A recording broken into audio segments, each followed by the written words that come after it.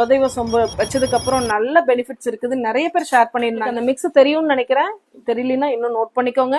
பச்சை கற்பூரம், கஸ்தூரி மஞ்சள், ஜவ்வாது, கிராம்பு, ஏலக்காய் இது எல்லாம் நல்லா ஃபைன் பவுடரா அரைச்சு வச்சுக்கோங்க.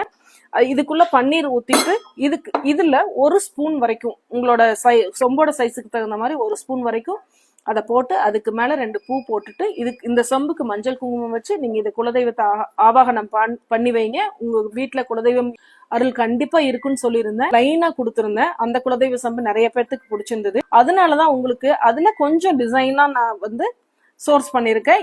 இதையே நீங்க குலதெய்வ சம்பு நான் அன்னைக்கு சொன்னோம்னால அந்த மாதிரி குலதெய்வ சம்புக்கு இதையை நீங்க சூஸ் பண்ணலாம். இந்த குலதெய்வ வழிபாட்டை கண்டிப்பா வீட்டுல பண்ணுங்க. உங்களுக்கு 100% பெனிஃபிட் இருக்கும். இந்த மாதிரி டிசைனர் குலதெய்வ செம்பு நிவ்ரால தனித்தனியாவும் கிடைக்குது, எல்லா சைஸ்லயும் கிடைக்குது.